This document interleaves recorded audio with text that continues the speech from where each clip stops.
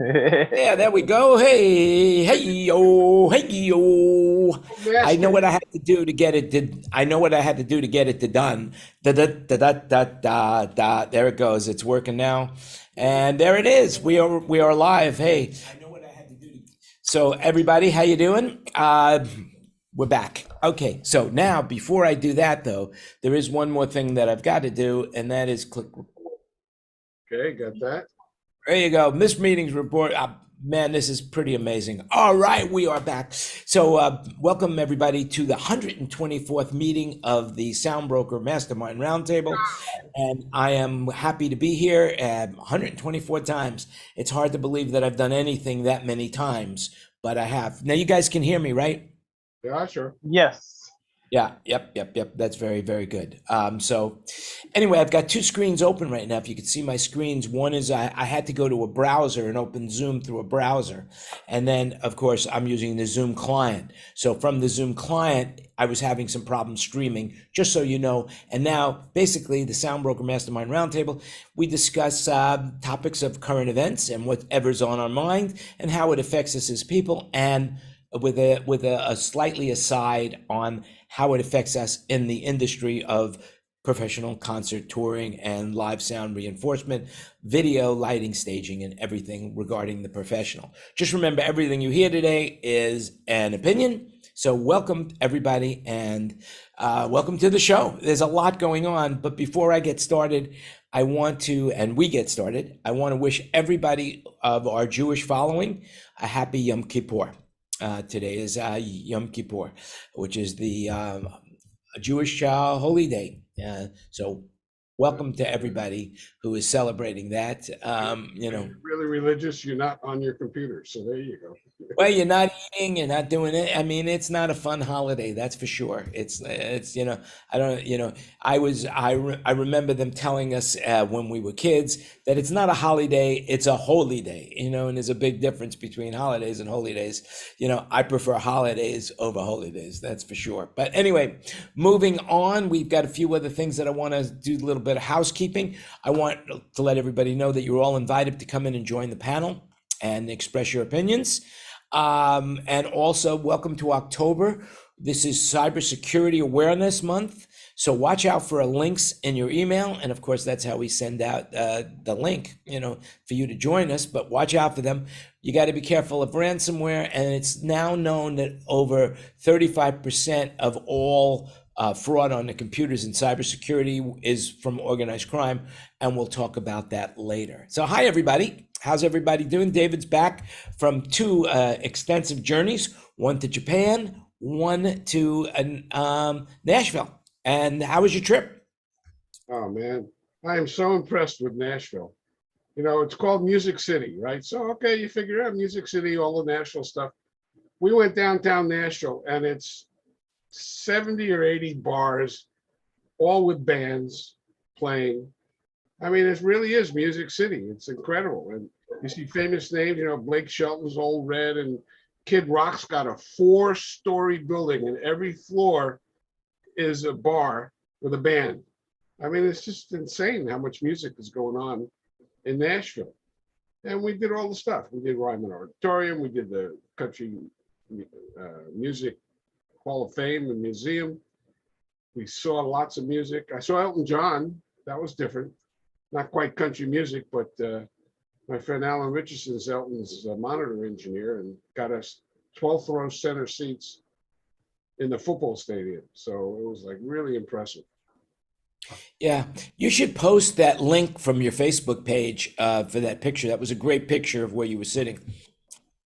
You want me to post it now? Post it to the link. Sure, why not? Oh, You don't have to do it. right. I forgot. Yeah, in the chat. Yeah. By the way, I mean, it's. Did you know that Nashville is like the bridesmaid capital of the world? It's not the bridesmaid. It's the bachelorette party capital of the world. That's what it is. Bachelorette cap. Unbelievable how many groups of women were partying in that town. I mean, it was one of the things that they do that's really interesting is they take a bus or a fire truck or something, and they pull out the whole center section, and they turn it into a party vehicle. And you can stand there and in 10 minutes see 9 or 10 of them come by with people boogieing in these buses. It's like incredible, mostly women. Well, that's why it's bachelorette parties. That's why, Yeah, but that's why they call it a bachelorette party. it's amazing. It really is amazing.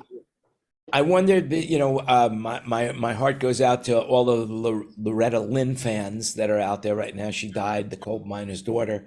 I didn't realize that why she was so popular, but it seems that she was one of the very first women to have a number one hit back in 1966.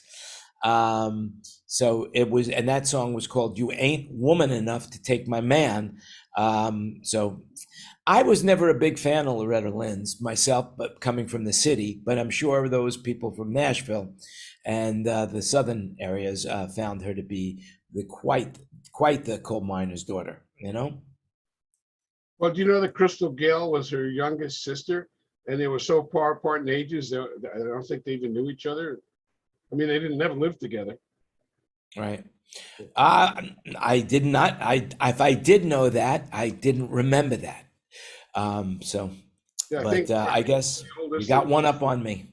It was like 20 years between them or something. Yeah. Yeah. So all in all, you had a good time. Good time had by all. I had an amazing time. I'll post the pictures from Elton John. Sounded unbelievable. It was a Claire system. It was on a Rivage, and it was really great. Yeah. Low end. Well, they are pretty big. Claire does a lot of sound for a lot. I think I'm positive they do John Mellencamp, and he's now going out. He just announced a massive 76 date North American tour. And he's going to be opening an exhibition honoring his career at the Rock and Roll Hall of Fame in Cleveland. Speaking of other people going on the road, the Depeche Mode is hitting the road for the first time. Carrie Underwood is going back on the road. Ed Sheeran, I know. I think Ed Sheeran is done by Major Tom, but I'm not 100% sure about that. So if anybody knows, they could put a note in the chat. But Ed Sheeran is about to go on, and he's doing a new tour called Mathematics, and it's all going to be in symbols. I think the promotion for his tour. The Arctic Monkeys, there's a band I don't know, but they're going out. They're doing 21 cities in North America.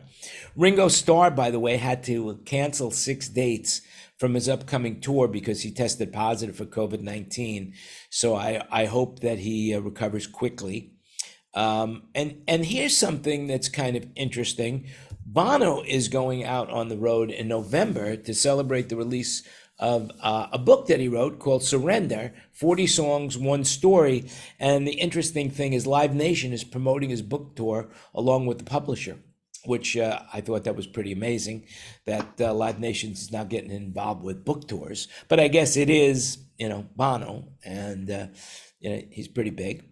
And here's something, and I don't know if anybody in the room knows about this, because I just read about this in Polestar.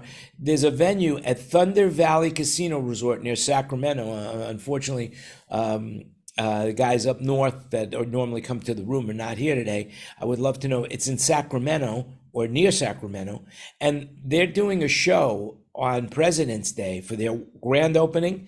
They have the Eagles, Bruno Mars, and Santana on February 17th, 18th, and 19th. That's amazing. I guess that must be an Indian casino. Dave, do you know anything about that? No, I don't know that casino. I mean, it's brand new. Well, at one point I was in almost not all, but I was in a lot of the Indian casinos, and they all had great names like Thunder Mountain and Indian River and stuff. But I haven't been in a while. Yeah, I mean, but to have the Eagles and Bruno Mars, just to have either one of them is pretty impressive. But to have all of them is amazingly impressive. Is this their opening concert? Is that what you were saying? Yeah. And Santana? Wayne, do you have shows like that down there? Well, I don't see them, but yes, we would have, but not with that lineup. But we have some great shows with many of the great acts. The Waltzing Matilda, is that band playing still? Are they still touring? I don't think so. Okay. But that song gets played. That song gets played all the time. Yeah. You know, one thing you probably got a lot of it, but there was a movie called Priscilla of the Desert. Yes. Queen of the Dave, Desert. I just saw it recently. Priscilla, yeah, Queen of the Desert. yeah, and that was my introduction to Australia. From that, did you ever see that? Is that a national treasure? That movie, Wayne? Yes, it's pretty popular. Yes. Yeah. Yes. It's pretty popular. I got to watch that again. You know, I now, haven't watched the whole movie, to be quite honest. well, you know, it's a long movie. I I just watched understand. it about 2 months ago for the first time since it came out. It's a funny movie. Yeah. Oh, yes, it's good. Hey, how am I supposed to link a photo? Do I have to go to my Dropbox or something? Well, the way you would link it is you go into the chat, post the link, and then Tina will do it from there. It'll be as if it was magic. Well, wait a minute. I mean, to post a link, I don't have a link. I have a photo on my computer. Do I have to put it in the Dropbox or? Well, it's actually more but I saw it on Facebook. So Right. what you would do is go to Facebook and then copy that link and post it. Oh, okay. You know, speaking of which, I would love you guys that are on the show to tag yourselves on or allow me the permission to tag you if I could, so that you know, people can see your amazing performance on this show, because you guys are amazing, to say the least. Going on about amazing, an amazing thing is that Aaron Judge just broke Roger Maris's record, and this guy is really, from my understanding, he's just a super clean athlete. You know, doesn't drink, doesn't smoke, doesn't do drugs. You know, whereas he now has hit 62 home runs.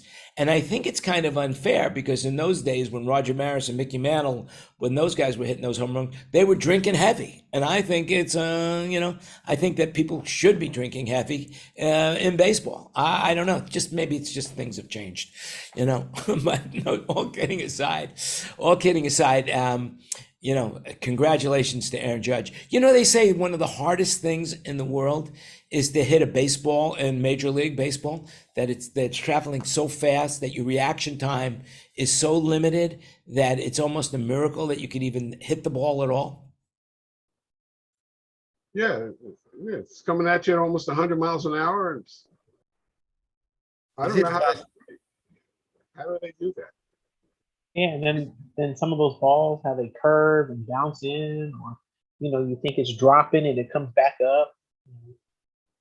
Is it faster than Yeah. a cricket ball? Why are there two of you, Jan? Morning, Kurt. Or afternoon. Good morning. I'm sorry, what'd you say, Kurt? Why are there two of you? There's the real video you, and then there's like a Connecting placeholder of you.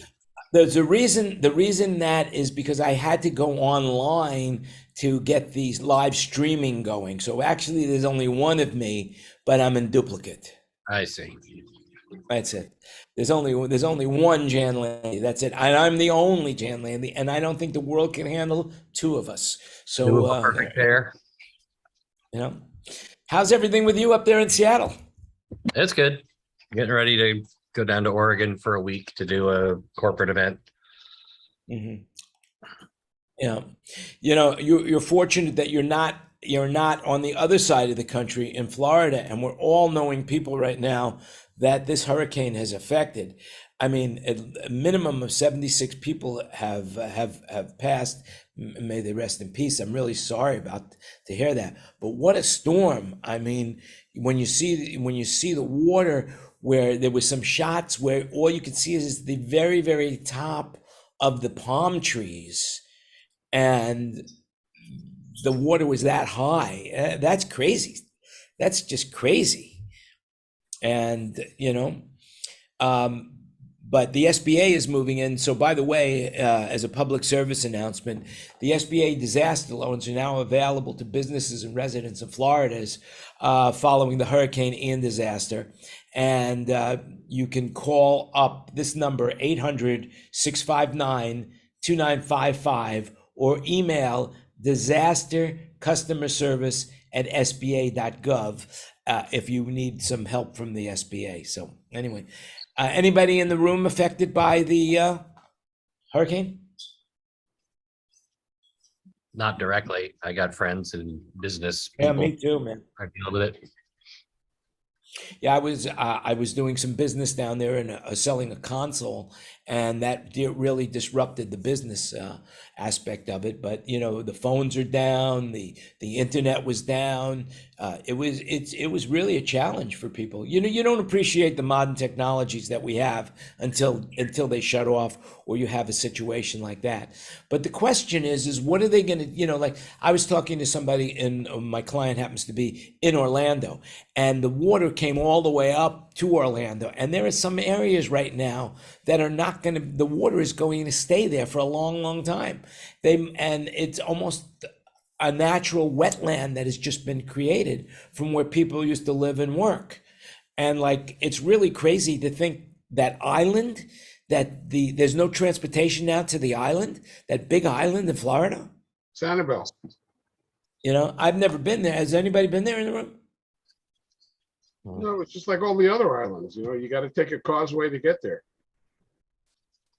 And well, there's no more causeway, and it's going to take at least 2 years to rebuild it. But the question is, should they rebuild it? I mean, you know, that's the big question now in everybody's mind. How much damage and how many repeat damages can you have before people say, hey, you know, I don't want to rebuild anymore here, or the government comes in and says you can't rebuild here, and the insurance companies are basically saying, hey, we're canceling your policy. We don't want to cover anything over there. That's a huge challenge for people. Well, the causeway should not have fallen apart. It wasn't built strong enough. You know, people's homes, what you're talking about is people's homes and the insurance companies and all that, but the causeway should not disappear. I mean, it should be able to handle 150-mile-an-hour winds. And they just didn't do it right. I don't think it was the winds. I think it was the water. It was the movement of the water. But they're going to do a complete investigation and they'll know why it happened. But I think it was a combination of the wind and the water. I mean, the water basically came over the bridge. You know, the water was higher than the bridge. And should the bridge, is anything designed that it could be covered being submerged by water moving at a very, very rapid rate? I mean, that water was moving. It wasn't just, you know, standing still. It wasn't. If you look at the damage is right where the bridge hit the land. The bridge itself is still intact, but where it hits the land is where it disappeared. So that's the weak point. Well, the land was probably eroded by all of the water moving all over the place. Right. Yeah. Yeah, it's crazy. It's crazy. I mean, and now this is a crazy thing, but and relating to, and it's not relating to, of course, the people that lost their lives. I feel very sorry, but from a financial standpoint of view, America's national debt right now is over 31 trillion bucks. Over 31 trillion. And a lot of it went on a borrowing spree because of COVID-19 to shore up the nation's economy. Basically, that cost the country about $8 trillion since the beginning of 2020. And there's an interesting article on CNN, we'll throw the link into the chat, of how the money has been escalating from the days of Obama all the way through to Joe Biden and the presidents in between. But I mean, hey, there's no solution for this debt. We will have debt for the rest of our lives. I mean, I think that at one point it was something like $100 a person or $3,000 a person or whatever. I'm not good with math, so I don't remember. But everybody in the United States had, is in debt for the rest of their lives from the second they're born, thanks to the America's national debt. So, by the way, right now, the most important thing that anyone can do for themselves about being in debt is pay off your credit cards, because the credit cards are going to start charging you more and more interest. And that is interest that you just can't replace it. In other words, right now it's about 18% on credit cards. It could go up as much as 26%. You know, you would be better off to get a bank loan and pay off your credit cards than to have, because only going to be 7% rather than 26%, and that's compounding in a crazy way. So you'll never get ahead if you have credit card debt. So you got to get rid of your credit card debt. By the way, you pay off completely your credit card debt, your credit rating plummets. I did it once. It's a bad idea. You have to leave some kind of a balance or your credit rating goes way down. I know it doesn't make any sense, but that's what happens. No, They that's hate it when you pay it off. yeah. well, the You just interesting have to thing is, like use it like monthly a little bit. Pay it. So as long as you're utilizing it, they don't care. But if it's paid off and stays at zero, it's like, oops, that's You don't want to pay it to zero. You got to leave some kind of a balance on there. The minute I did it, the minute I paid it off to zero, even though I was, going to use it in a month, it still, my credit rating went way down. It took a year and a half to get it back to where it was before I paid it off. yeah. Well, I can tell you from my experience, I don't have any credit card debt at this point in time, but we use our credit cards extensively, and we use it whenever we can for everything that we can because I like the mileage. Although the mileage is right now is really doing me very, very, very little good right now. It's almost impossible to get a mileage ticket.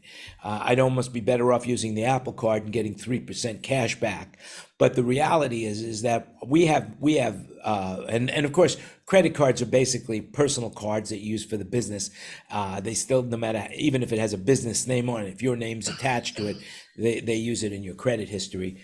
And the reality is that we have the highest credit rating you could possibly have, and we have zero debt because we pay off our credit card bills every month. So just an FYI, there's a lot of formulas that go down. I'll try to do some research over, because like I'm not doing anything else other than vacationing these days. That's so funny. If only you knew how busy we really were. But we're really busy with just a few jobs that are bigger, and that's the way I set it up.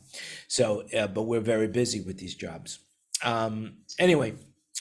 We'll look into that for you. By the way, speaking of money and a miracle that somebody has money, Kim Kardashian agreed to pay $1.26 million fine to the Securities and Exchange Commission to settle civil charges after basically she was hawking cryptocurrency, Aretha Max, on Instagram.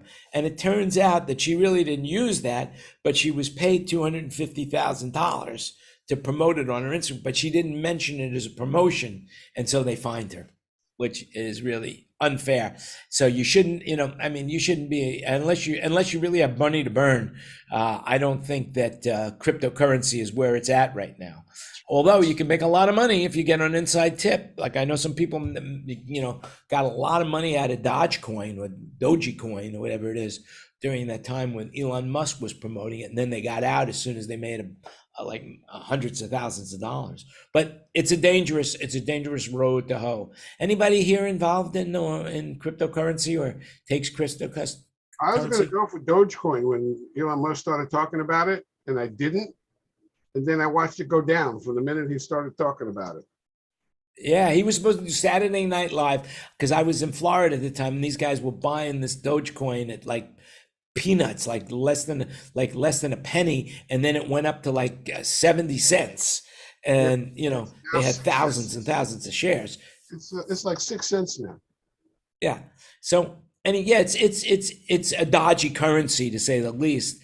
But America is looking, all the nationalities, all the countries are looking into cryptocurrency right now to see whether or not they can do something. But if America backed cryptocurrency, then I would say that as a form of currency, then I would say it'd be something I would consider thinking about. But the reality is that it's just too volatile, just way too volatile. America would never back it because you can't control it. Well, you'd be surprised. Right now, they're able to figure out how was supposed to be, very, very secure and no trace. But the reality is our government has figured out a way how to get into that system and claw back money. They've been able to get back money for people. So it's not as safe as it used to be, But or it was never safe. But now at least the the governments of the world are starting to realize the problem that cryptocurrency has, and they know that they've got to control it. Otherwise, then the value of their dollars will disappear, because then it's just the way of the world. That's how it is. So it's all about the money, Anyway, speaking of money, for all my single friends out there and anybody's listening right now, not that it should be about money, but billionaire Mackenzie Scott is available again. She filed for divorce from her second husband, and she's like one of the richest people in the world. So if you have an in on her, now's the time to move on it. I'll tell you that right now. Ooh. I unfortunately am unavailable, but sorry, Mackenzie. So David, those links you put in to see those pictures, do I have to press on the Yeah, click on them. They were linked to my Dropbox. audio? Thank you. Oh. Also, there's a company called Liquid Death Canned Water. Have you guys heard about this? Yeah, I just read about it today. What the hell Liquid is that? Death Canned Water, right? It's a startup company. All they do is sell water in beer cans. That's it. And they are going to be worth $1 billion. $1 billion. I mean, it's amazing to me how stupid people can be, and how fortunate there's guys that came up with the name Liquid Death. It sounds cool in a beer can, and they're selling it like there's no tomorrow. Selling it like it's water, I guess, it's crazy. Anyway, another crazy thing that it's a sad thing as well, but life goes on. Trevor Noah is leaving the Daily Show. He announced that he was gonna get off the. He's been doing it for 7 years. Hard to believe that Jon Stewart left 7 years ago. I mean, time really does go by fast when you think about it. Yes. So, did you hear this, that 80% of holiday travels will change their plans due to the economy and what's going on right now? There's an article right now on Audacity. It's a KRLD. I'm not really sure where that radio station is, but he says of the 43% of U.S. adults planning to travel this holiday season, just under 8 in 10 of those travelers, 79%, are changing their plans this year due to inflation, rising prices, and this is according to a new survey from Bankrate. Among those planning overnight leisure trips between Thanksgiving and New Year's, 26% say they will travel for fewer days, 25% will engage in cheaper activities, 25% are selecting less expensive accommodations, destinations, 24% will take fewer trips, 23% will travel shorter distances, 23% will drive instead of flying, 22% will use awards points, miles, loyalty programs. Good luck for those people. Good luck for them. Anyway, we'll throw the link into the chat on that as well, So anyway, another thing that I wanted to talk about is there's an article in Polestar today that I don't know if you guys saw it, but you're going to now know about it. And the headline of the story is Rigors of the Road, End of Summer Sees Flurry of Cancellations. And so basically what's happening is that everybody rushed back to touring, and there's so many tours out there, but people weren't ready to go back to touring. And after a certain amount of shows, they're starting to get huge burnout. Has anybody experienced any of that? No. I'm mostly getting super short notice. It's kind of the opposite. I get a call, hey, what are you doing in 4 days? To go to some huge theater for 9,000 people. And it's just the staff just isn't there most of the time. It's just too short a notice to get people or any kind of overhire, extra gear, in-ear monitors, stuff like that. I don't know why people think they can make a call 6 days before a show and expect it to happen. Well, I guess it's because, the show must go on. And the reality is that the reality of it all is that if you get an opportunity, you know, some people don't think it all through clearly. They say, oh, I have an opportunity to do this and I want to do it. But sometimes it's impossible to do. And other times it's just bad planning that they knew about the show and they just, you know, had other plans and then they just didn't see it through. And then all of a sudden the deadline is there and they're in trouble. Well, if you booked the venue and got on their schedule, you should have, the minute you hung up the phone after you secured the venue for that date, you should have started working on production. I would agree with you. But that's If not me, happening. you know, when I was doing production, all of my shows, every one of my shows that I did, I had planned out to the minute detail, and everything was in writing. I had a timeline, you know, of when I would get there, when the rest of the crew would get there, when coffee would be served, down to the minutia of everything, you know, when the lighting would arrive, when the trussing would arrive, you know, so it was always on a timeline. And That's how it's supposed to be. yeah, I mean, that's how I used to do it. And 99% of the time it would go great until the client would come in and start screwing around with it, you know? The hardest gigs, of course, that I ever had was when I was doing something with presidents, and then the Secret Service comes in and you have to give up the room. You have to leave the room. Everybody has to be out of the room where they go through the room. And those are the toughest gigs because whatever you haven't accomplished at that point, you're really in trouble because your room is frozen, you know? But yeah, I mean, you really need to plan. If you're going to do a show, you just can't throw it up in the air and say, okay, what happens if you want it to be good, you know?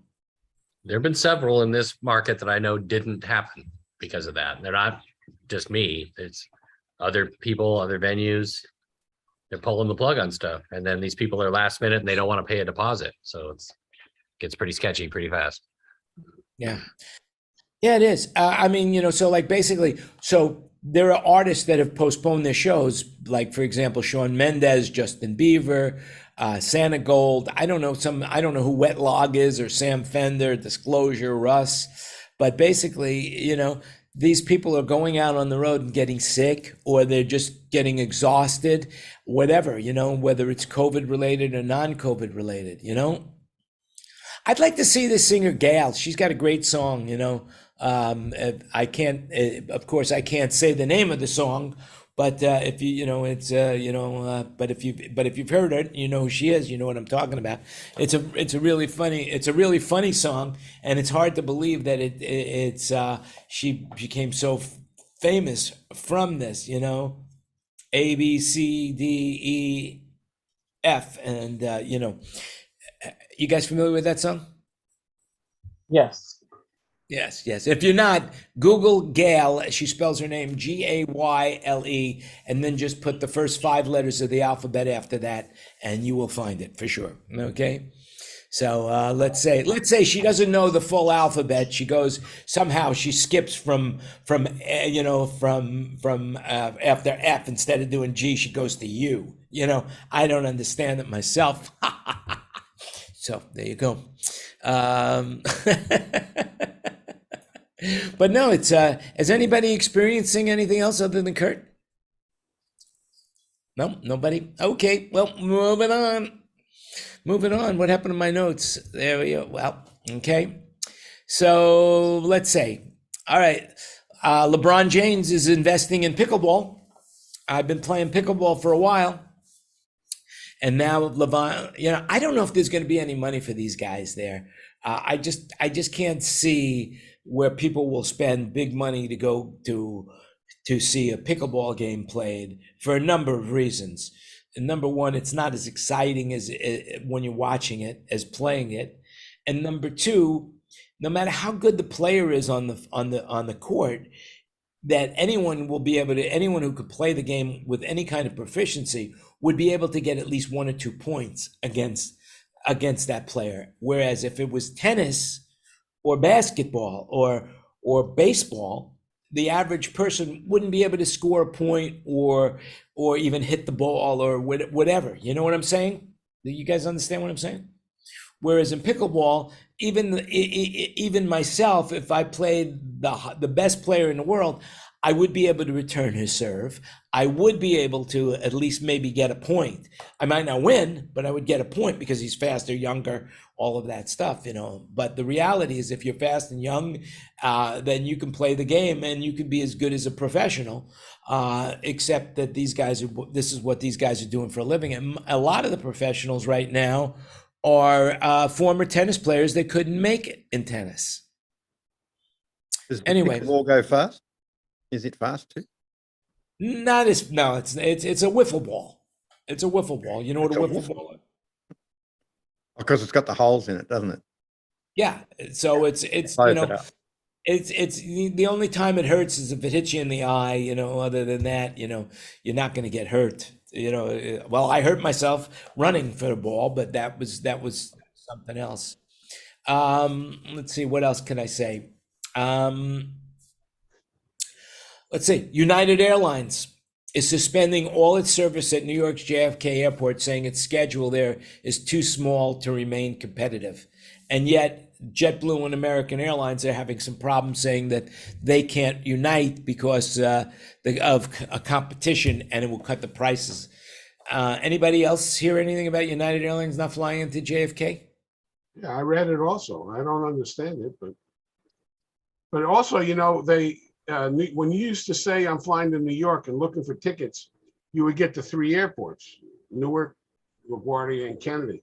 And they just recently announced that Newark was coming out of that loop. And so when you put in New York now, you only get LaGuardia and JFK. So something's going on. Yeah, absolutely something's going on. I don't know what it is, but it seems to be harder and harder to travel these days.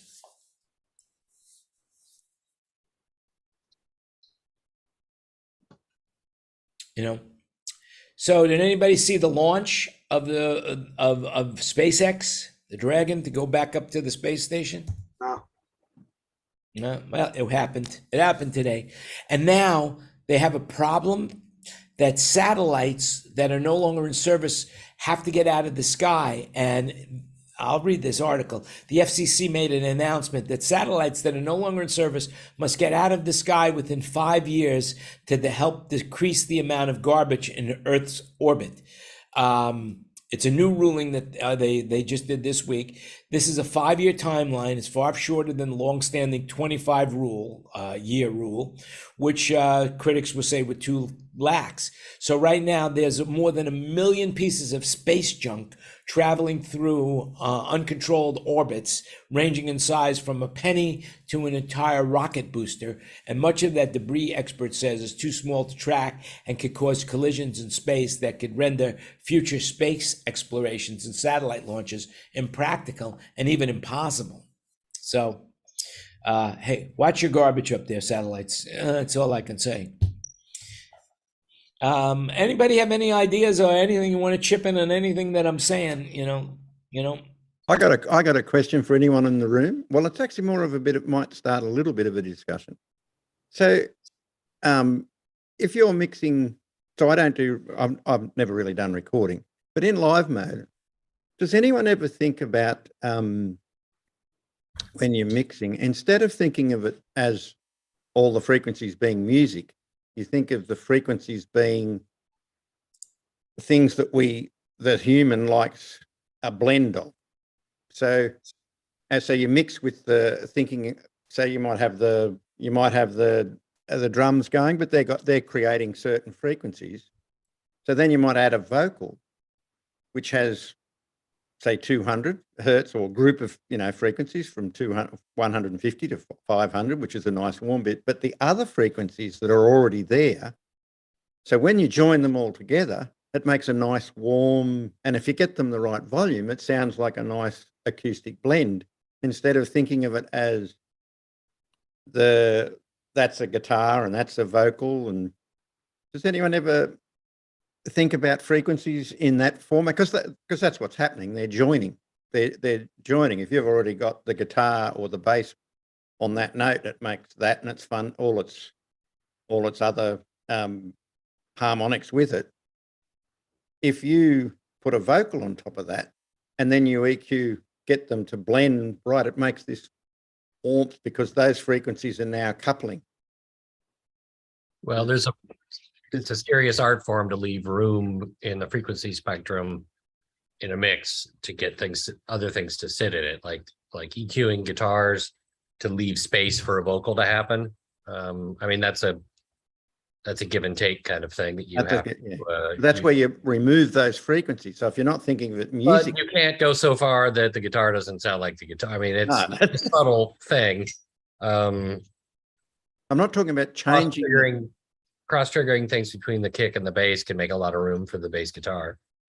I'm not so much talking about changing the sound of each thing, but when you say, for example, you have I'll pick 3 vocals. Well, I need to have other things that have got a constant sound. So obviously, say for example, you've got a vocal, but the guitar is already sounding and it's got a whole spectrum of frequencies carrying on, and they're all sitting along happy.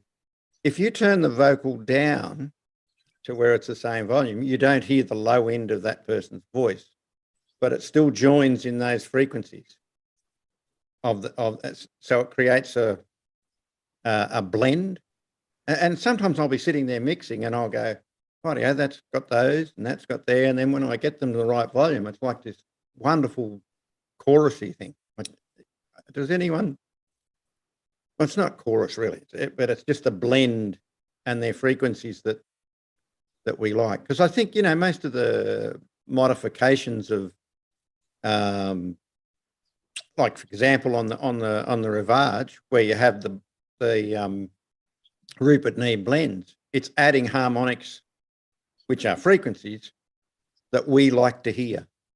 So instead of having it really accurate, we add a little bit of coloration, but they're frequencies that we like to hear. And sometimes when I'm mixing, I'll think about, instead of thinking about the music that's going on, I think, if I want that to sound a bit warmer there, I can get that instrument, which has got those frequencies, and the vocal, and you blend them together and it gives this nice warmth. I'm probably not describing it properly, but because sound or like the band itself, it's just a group of frequencies that we decode them as the person's voice and all that sort of thing. But they I often think about that, but when you're blending the band together. So I was sitting there the other day, and there was a live thing on telly, and the kick drum's going, and the kick drum was quite open, and you could hear other frequencies that you probably, if you were going to say, I don't want those in the kick drum, because it was a little bit boomy up around the 150 to 300. But when everything else came in, the bass guitar, it all sat just fine. And I sometimes, well, there's that thing of where those frequencies are adding to other things. It's just an interesting thing that I think about a bit when I'm mixing sometimes. And but everything is frequencies. And I think, when we listen to things that we like in a musical blend, I often think it's just the blend is the frequencies and harmonics that we like to listen to. And It'll be subjective to individual people. Absolutely.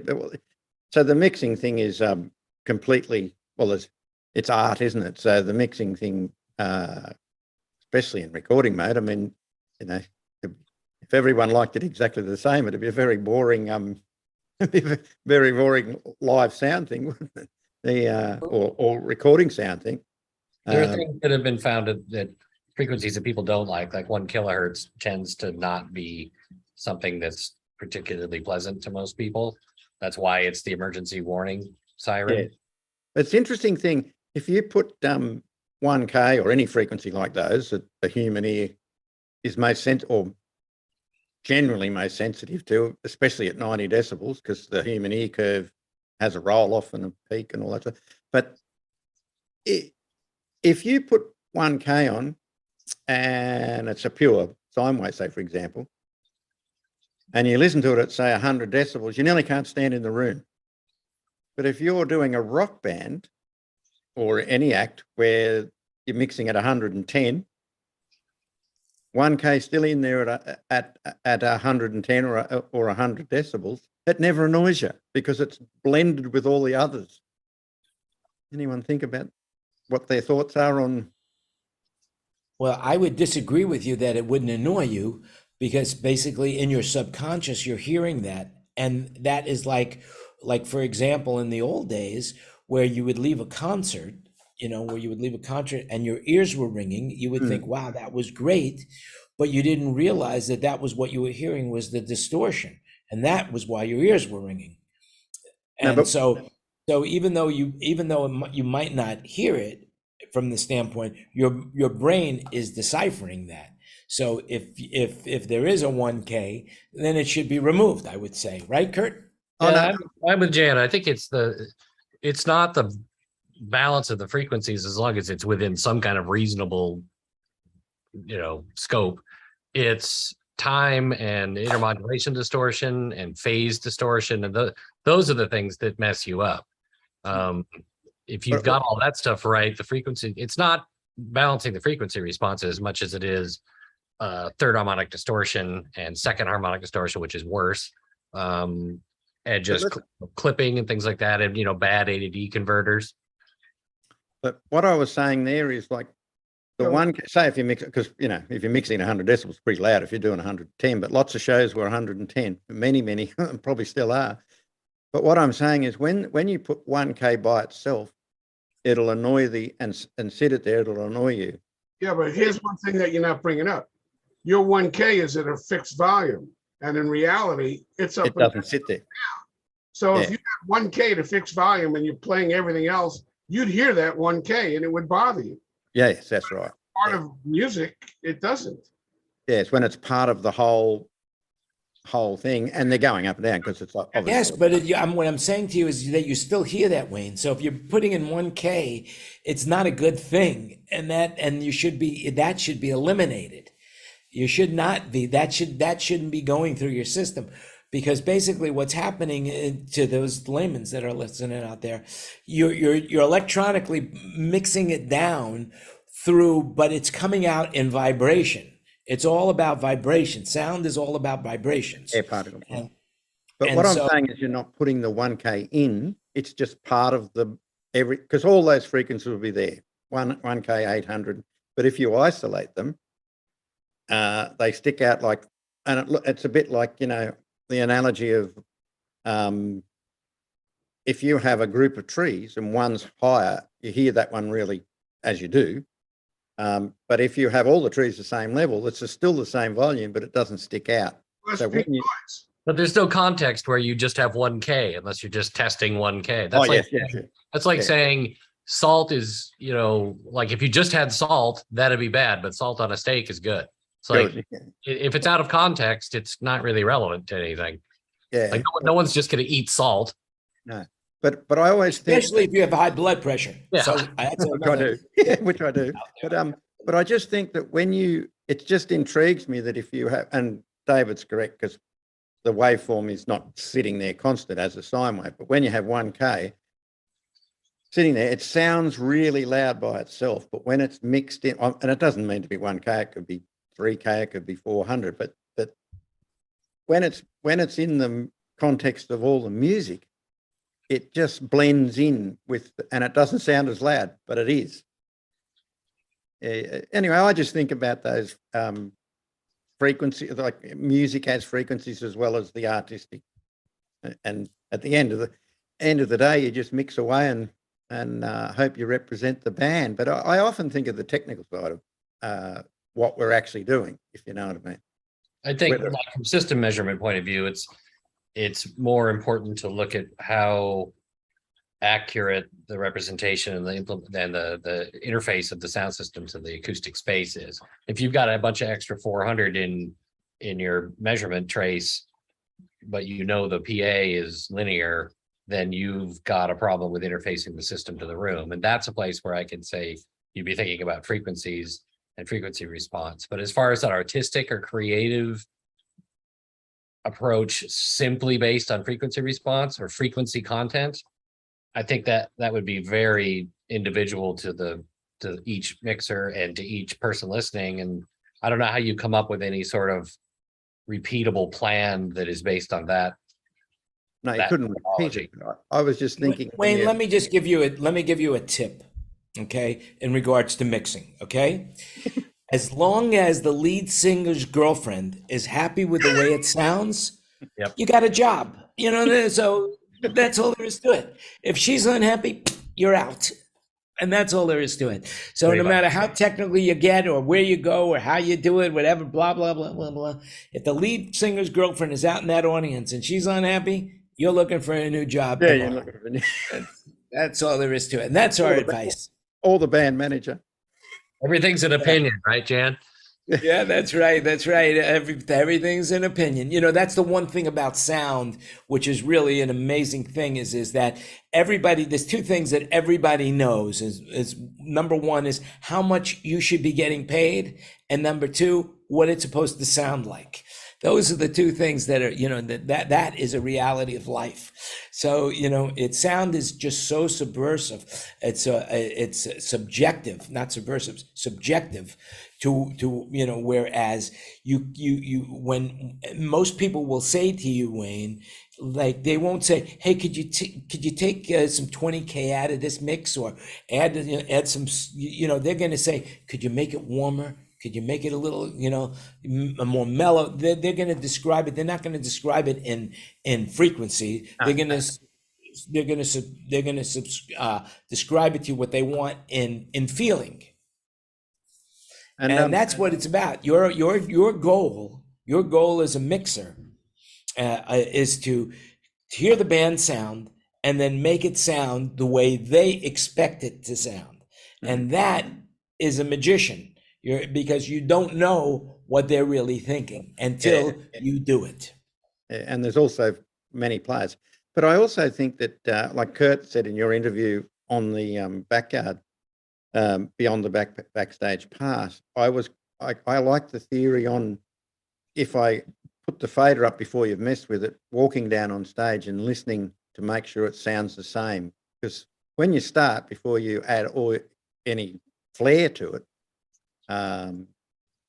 it should sound the same or as close as you can get it. But Well, you're you right. should at least have an understanding of what the guy's trying to do in the first place. If you I just did. make it up and try to make it sound how you think it's supposed to sound, Yeah, you're well, not really reinforcing sound. You're imposing your opinion of how it's supposed to be.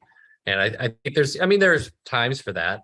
And I think that sensationalizing it a little bit is fine. You go up, you listen to what the guy's really doing, and then you figure out how to communicate that. And if you can add to it a little bit without detracting from the intent, then I think that's fine. Like I'll ride guitar solos a little bit, you know, stuff like that. And my kick drum's bigger than real, but it's not 100 feet tall, like I said, either. I try not to do that. It's, try to put it in context. The most underused thing in the entire industry, I think, is the high pass filter. And people can high pass way higher than they do. And they can high pass on things like kick and bass. And you don't have to do all of this EQ and boosting and stuff to get the kick drum to have punch and presence if you get rid of what there's too much of. A lot of people just think, well, a low B on a bass is 31.5 hertz. So I can't possibly high pass above 31.5 hertz or I'm eliminating the fundamental of the bass. I understand that point of view, but it's not really practical in a real world situation. And if you high pass higher than you think on something like a bass or a kick, what you're doing is you're getting rid of what there's too much of, which allows you to turn the whole thing up to the point where you get those things like the punch and the contact and the tone, actually tell what note the bass player is playing for once, because all those things are now in better perspective. Yes, I'm a bit of a fan of the high pass filter. And especially if it's like 12 dB slope, sometimes on the bass car, I might have it at 60. That only means that it just, if it needs to be, because those low frequencies get quite, they'll waffle away and they can make a bit of a muddy bottom end. There isn't a channel on a console that I'm on where I'm not using the high pass filter. And if you're doing, say, channel, a violin, violins, I personally can take them up to 150. Trumpets you could take up higher too. Well, yeah, anything that doesn't have any low frequency content, you should get high pass so that you can eliminate mud But Mm. the thing, and everybody knows that it's Yeah. high passing things that are low frequency instruments in the first place.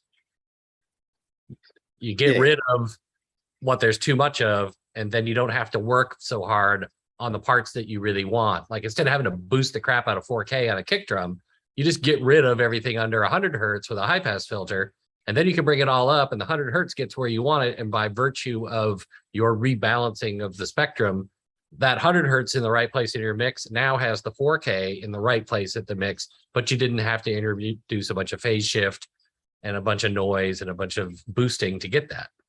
You can get there both ways, but you're going to have a purer signal and a less phase response issues if you get rid of what's not wanted and turn the whole thing up instead of try to boost a bunch of stuff to get the contact and the impact that you're looking for.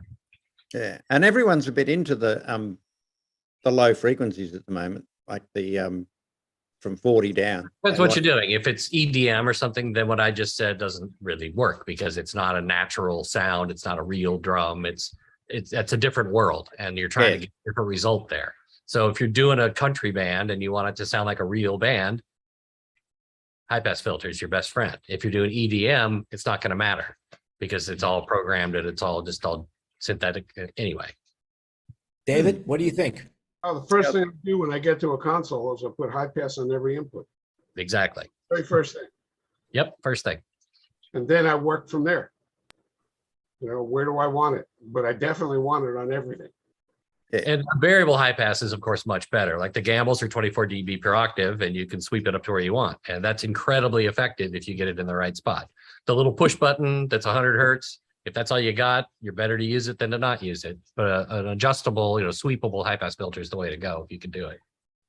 Yeah, I like the sweepable ones, and I usually use them depending, because some of the boards now got at the 24 dB, which you said in the analog, which I don't think the CL5 only goes down to 12, but I put them on everything. I put the high pass filter on everything, and I get quite into that. Say, for example, because I don't tend to use my cymbal, my overheads on the drums, I don't actually use them as overheads. I tend to use them as cymbal mics. So I'll just turn them up as far as they go. Well, not as far as they go, because I'll go to 20K on a digital board, but I'll put them at maybe 800 or 1K corner frequency, so that I can just use them as cymbal mics. I do that lots.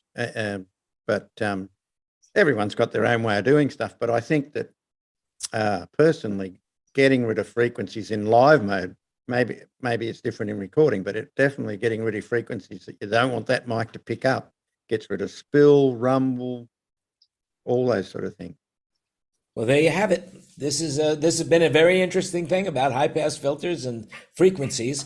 I mean, but then we can go into all the microphones that you use, Wayne, as well, because each microphone that you select will receive different frequencies as well. That's why you change microphones for different instruments, And so there we have it. But that could be discussed next week in Wayne's technical frequency segment of the MasterMind RoundTable. There you have it. So we'll have the Wayne Sims, ladies and gentlemen, technical corner towards the end of the show. So tune in for that. And there we have it. All right. There's a few other stories that I wanted to cover before we ended this show. But you know what? I think that we should end on a high note, and the frequencies is just where we want to be at 1K. That's it. I'll say. So there we are.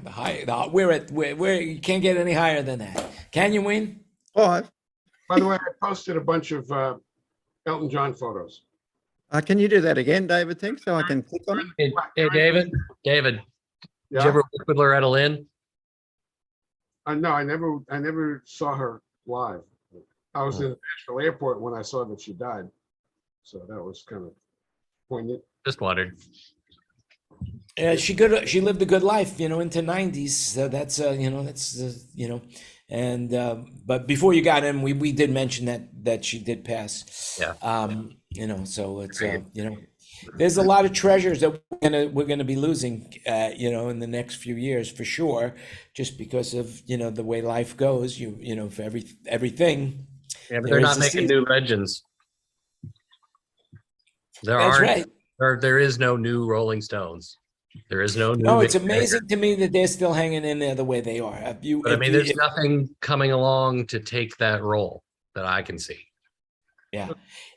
If I was a betting man, I would have lost my bet on the Rolling Stones because I never thought that they would outlive all of the people that they have outlived. Yep. Gonna have to They had start a- worrying about what kind of world we're gonna leave behind for Keith Richard. Yeah, and once again, I say his book is phenomenal. His book is absolutely phenomenal.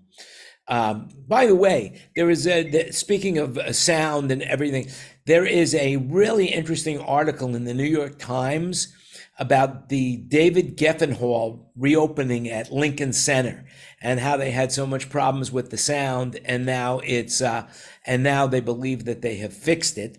And anyway, that's something we could talk about next week because we've already been on over an hour. So, or we can talk about it in the room and then talk about it again next week. So with that in mind, just remember, I want to thank you all for watching and listening and being part of the show. For those guys that participate, remember, if you want to click the link and tag yourself, that'll be great. But just remember, you make it happen.